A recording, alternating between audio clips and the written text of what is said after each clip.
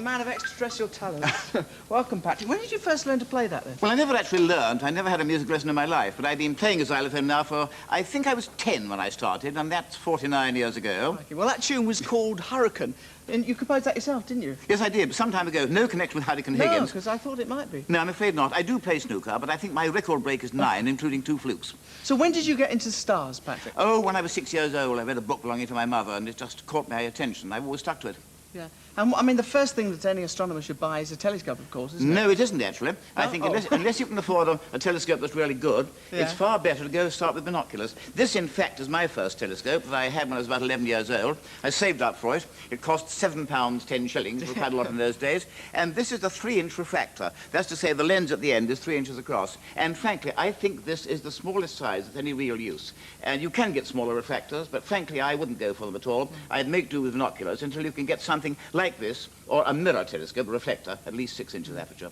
Well, we've got some film taken by a much more advanced telescope in an observatory in Arizona. In fact, this is an old-fashioned telescope. It's the Lowell refractor at Flagstaff in Arizona, and that was used largely, although not entirely, for planetary research. It's a great instrument. I've used it myself many times. That was built over 100 years ago. Now, this is a telescope built earlier in our own century, the 100-inch at Mount Wilson. For many years, the largest telescope in the world, and that was used to show that our galaxy or star system is not the only one. There are plenty of others. It still is one of the world's best telescopes, although no longer the largest. Now, here we see the casting of the great 200-inch mirror for Palomar Observatory in the 1930s. It didn't actually come into action until 1948. And this remains the world's largest telescope, with a great mirror 200 inches in diameter. And that really is a colossus. And it's enlarged our knowledge of the universe immeasurably. And there we see the iris opening to show the great mirror. Really is a magnificent instrument. There's one larger, the Russian, but frankly, that I think is the best at the moment.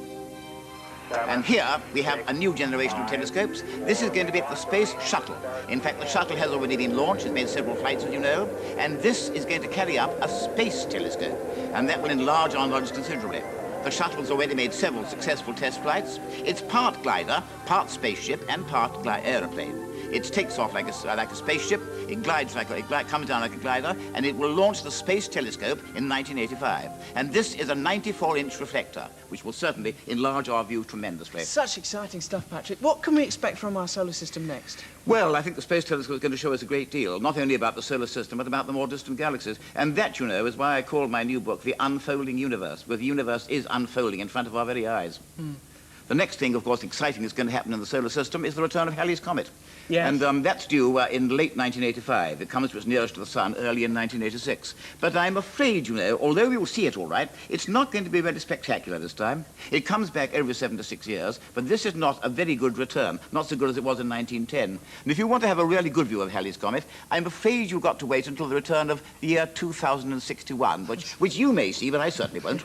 Now, there's another thing. You're going to Java, that's right, next year? I hope to go to Java next year. There's a total eclipse of the sun there. That happens when the moon passes in front of the sun and cuts out the sun's light for a bit, and you see the sun's atmosphere. It's a wonderful sight. It's going to happen right over Telegogo, which is a place I've visited twice this year. I'm not entirely certain where Telegogo is, but I mean, Java's not all that big, and I think it'll be total from most places. Well, so I hope to see you there. You should go there. I'm going to, don't worry. I shall certainly be there. I Yes, wish I could go there and see it. Who knows? We might pick well, that up. hope so, yes. All right. Apart from stargazing, have you been playing any cricket? Yes, a bit. I haven't really got into my form yet. You see, the point is I had my 25th anniversary programme, as you know, and it seems a long, long time since I started. We did this 25th anniversary show called The Unfolding Universe, done the book as well, and it's taken up rather a lot of time, so I haven't really got into cricket yet. But taken too many wickets, then? Wish me a few wickets with my spin when we really get going. I certainly shan't make any runs. OK, well, many thanks for coming along. We wish you another 25 years of stargazing. Well, thanks very much. If I'm still here in the year 2007, well, it'll be fascinating to find out how much the universe has unfolded by then. I'm sure you will be. All the best, Patrick Moore. Thanks, Thank you very Patrick. much. Thank you. Nice to see you.